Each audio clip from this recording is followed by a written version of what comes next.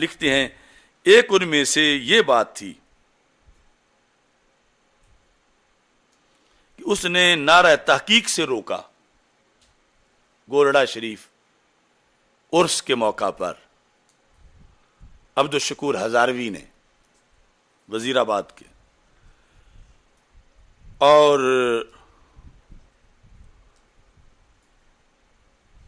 کہا کہ اگر حق 4 یار کہیں تو باقی یاروں کی نفی ہو جاتی ہے، وہ بھی حق ہیں۔ یہ جو عبد القادر شاہ نے بنایا ہوا تھا ایک اپنا نظریہ، اور جس کو شاہکار جلالیت مفتی عابد جلالی صاحب نے اچھی طرح لتاڑا، تو استاد لکھتے ہیں نعرہ تحقیق حق 4 یار، یہ نعرہ اہل سنت کی علامت تھی، لیکن مفتی مذکور یہ نعرہ لگانے سے منع کرتا ہے عبدالشکور ہزاروی، جس سے صاف معلوم ہوتا ہے، بزرگوں کی آنکھیں دیکھو، بندیالوی صاحب نے لکھا، صاف معلوم ہوتا ہے کہ یہ باطن کا رفضی ہے، یاسف ہزاروی کا ابا، یہ باطن کا رفضی ہے اور تقیہ کے طور پر بظاہر اہل سنت کہلاتا ہے۔ اب یہ جتنے بھی ہیں ان کے پاس کوئی ہے امام بندیالوی کے مقابلے کا بندہ؟ اہل سنت کی درسگاہوں کے مدرسین اور پوری دنیا میں، یعنی ان کے پڑپوتے لکڑ پوتے سے بھی اگلے جو شاگرد ہیں وہ آج مدارس میں پڑھا رہے ہیں۔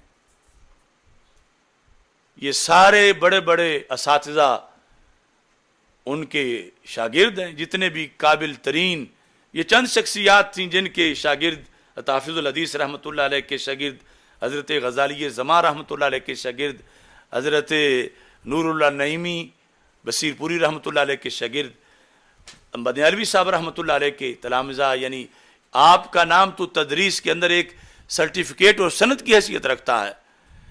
اب یہ لال بجھکڑ آپ کی فکر کے مقابلے میں آ کر، یعنی ان کے پاس کوئی پڑھی لکھی شخصیت ہے ہی نہیں، ہمیں کہتے ہیں تم چھوٹے ہو، تم چھوٹے ہو، ٹھیک ہم چھوٹے ہیں لیکن ہمارے بڑے تو تم سے کہیں بڑے ہیں۔ اب علامہ بندیالوی رحمۃ اللہ علیہ حق 4 یار کی حمایت میں آپ نے یہ لکھا کہ یہ بندہ جو روکتا ہے نا، اصل بیماری یہ نہیں کہ یہ صحابہ باقی جو ان کی کا حفاظت کرنا چاہتا ہے، اس کے اندر رفض ہے۔ فرماتے ہیں کہ مفتی مذکور کی منع نعرہ پر دلیل یہ ہے کہ اس نعرے سے یہ لازم ہے کہ 4 یار کے سوا کوئی صحابی حق پر نہیں، یعنی یہ وہ تبلیغ کرتے ہیں۔ اصل تو روافظ کے اعلی کار ہیں اور حق 4 یار روکنا چاہتے ہیں۔ آگے ملمہ کاری کیا کرتے ہیں کہ نہیں چونکہ 4 کہیں تو باقی جو ہیں ان کے حق ہونے کی نفی ہوتی ہے، کہ یہ کہتے ہیں کہ اس نعرہ سے یہ لازم ہے کہ 4 یار کے سوا کوئی حق پر نہیں۔ تو کہتے ہیں اس جاہل مفتی کو یہ معلوم نہیں کہ یہ تب لازم آتا ہے جب اس نعرہ میں حسر کا کلمہ ہوتا، یا بھی سارے یاد رکھ لیں، جب اس نعرہ میں حسر کا کلمہ ہوتا، مثلا یوں ہوتا، نہیں حق مگر 4 یار، نہیں حق مگر 4 یار، اگر یوں نعرہ ہوتا تو پھر تو یہ تقریریں کرتا عبد القادر شاہ یا اس کے چیل، یا یہ ہوتا کہ حق پر صرف 4 یار ہیں، حق پر صرف 4 یار ہیں، حالانکہ اس نعرے میں حسر کا ایسا کوئی کلمہ نہیں۔ علم اصول میں ہے کہ محض کسی کے ذکر سے دوسرے کی نفی نہیں ہوتی، محض کسی کے ذکر سے دوسرے کی نفی، اس نعرہ کا تو صرف یہ معنی ہے کہ 4 یار حق پر ہیں، 4 یار دوسرے اصحاب کے حق پر ہونے کی نفی نہیں ہے، صرف 4 کا اس بات ہے، باقی کی حق پر ہونے کی نفی نہیں ہے۔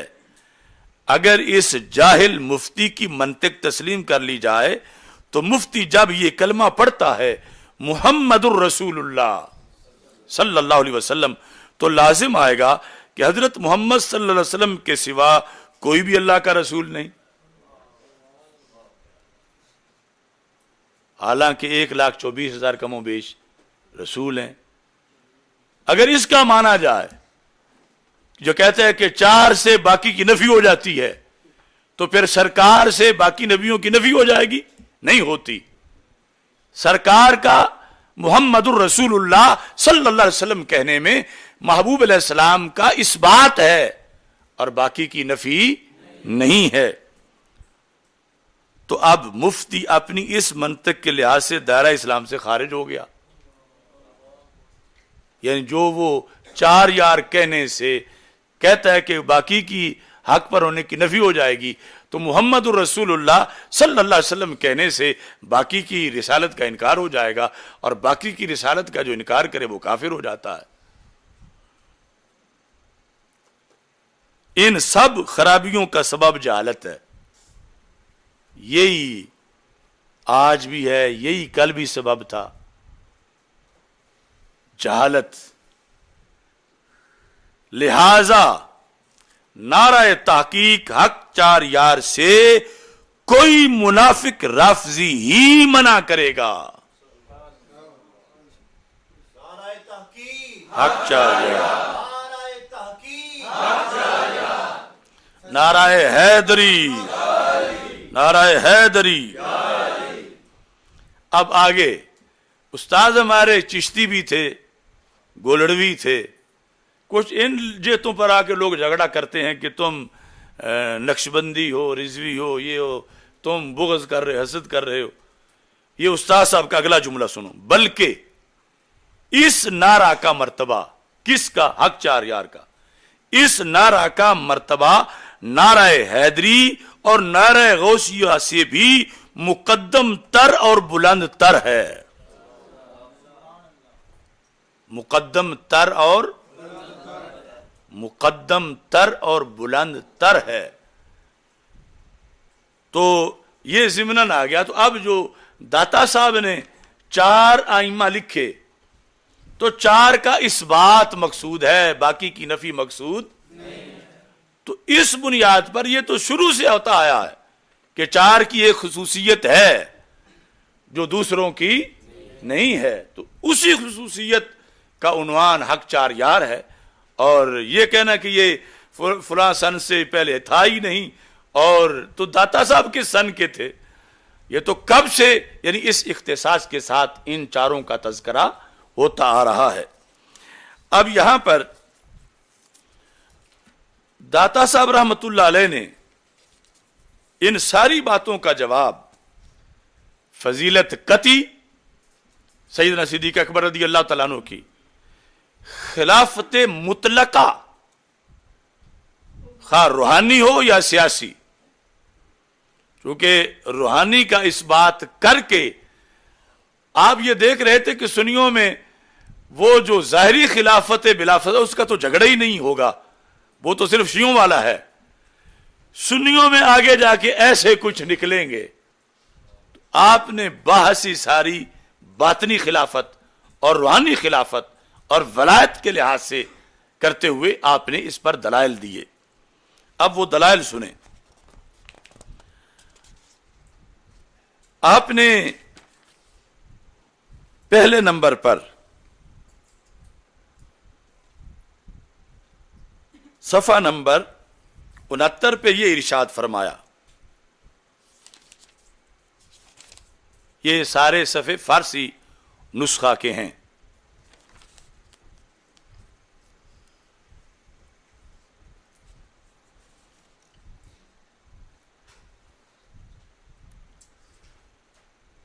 ایک ایک جملہ تفضیلیت اور رافضیت کے تابوت پر کیل ہے. کہتے ہیں صدیق اکبر رضی اللہ تعالی عنہ مقدم جمیع خلائق است. مقدم جمیع خلائق است از پس انبیاء صلوات اللہ علیہم اجمعین. صرف نبیوں کا استثناء کیا کہ نبیوں کے بعد، نبیوں کے، چونکہ ہمارے ائمہ بڑے محتاط ہیں، اب بیان کرتے ہوئے فوراً قید لگائی کہ کوئی مقدم خلائق میں ان کو نبیوں پر بھی مقدم نہ سمجھ لے. پس انبیاء صلوات اللہ علیہ مجمعین، صدیق اکبر رضی اللہ مقدم جمیع خلائق است. کچھ لوگ آج افضل الخلق افضل البشر بعد الانبیاء پہ جھگڑا کرتے ہیں، اور پھر کچھ افضل الخلق بعد الانبیاء پہ جھگڑا کرتے ہیں. داتا صاحب افضل البشر بھی مانتے ہیں بعد الانبیاء، اور افضل الخلق بھی مانتے ہیں، اور افضل الخلائق بھی مانتے ہیں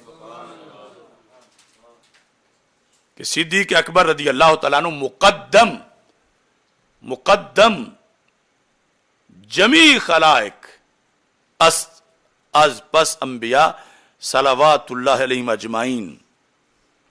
اب اس میں مطلب تو سارا گھر پورا کر دیا تھا، لیکن تاکید کے لیے اگلا جملہ بولتے ہیں، روانہ باشد کہ کسے قدم اندر پیش وین حد، آپ سے آگے کوئی قدم رکھے کسی کے لیے جائز نہیں ہے. غیر انبیاء میں سے روا نہ باشد، جائز نہیں ہے کہ کسے قدم اندر پیش وین حد، آپ سے آگے کوئی قدم رکھے. یہ روتے پھر رہے ہیں صرف سیاست کو، اور داتا صاحب کہاں پہنچے ہوئے ہیں. کسی کے لیے جائز نہیں اس امت میں کہ وہ حضرت صدیق اکبر رضی اللہ تعالی عنہ سے اپنا قدم آگے رکھے.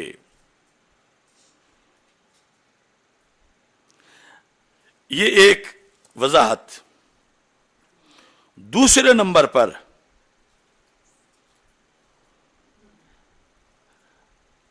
آپ نے ایک مطلقاً اس باب کے اندر نہیں، جو حضرت صدیق اکبر رضی اللہ تعالیٰ عنہ باب ہے، اس کے علاوہ بحث کرتے ہوئے ولایت کی اقسام اور کیٹیگریز کا ذکر کرتے ہوئے آپ نے یہ بتایا. یہ صفحہ نمبر 32 پر ہے فارسی نسخے کے لحاظ سے.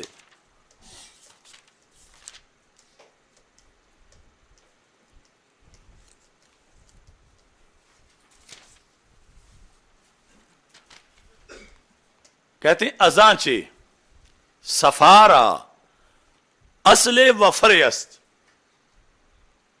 کہ باطنی صفائی کا ایک اصل ہے ایک فرع ہے، یا تصوف کی ایک اصل ہے اور ایک فرع ہے. لفظ کیا ہے؟ سفارا، یہ نہیں سیاست را، سفارا کہ ولایت کی ایک اصل ہے اور ایک فرع ہے. اصل کیا ہے؟ اصلش انقطاع دل است از اغیار. اب یہ کوئی دنیا داری ہے، ایڈمنسٹریشن نہیں ہے. اصل کیا ہے ولایت کی؟ اغیار سے، من دون اللہ سے دل کا منقطع ہو جانا. دل کا ان سے کوئی تعلق ہی نہیں، اتنا اللہ سے لگاؤ ہے. یہ ہے اصل ولایت کی. وفرش خلوت دل از دنیا غدار. پہ تو صرف انقطاع، وہ جڑ ہے، اوپر ٹہنی کیا آئے گی، پھل کیا لگے گا؟ وہ ہے خلوت دل از دنیا داغدار، کہ دنیا سے اپنا دل خالی رکھنا. پہلا ہے محض انقطاع، اور انقطاع کے بعد اس پر اثرات کیا مرتب ہوں گے کہ خلوت دل است از دنیا داغدار. یہ ایک آپ نے آئیڈیالوجی بیان کی. یہ بات منطبق کہاں ہوتی ہے کائنات میں نبیوں کے بعد؟ چونکہ ولایت کی بحث انبیاء کے بعد ہے. کون سا ایسا شخص ہے کہ جہاں انقطاع دل اغیار سے وہ بھی چوٹی کا ہو، اور جہاں خلوت دل دنیا غدار سے بھی مکمل ترین ہو، ایسی ہستی کائنات میں کون ہے کہ جن پر پہلے نمبر پہ یہ نظریہ ثابت آئے اور اس کے بعد دوسروں پہ آئے؟ تو داتا صاحب کہتے ہیں ہر دو صفت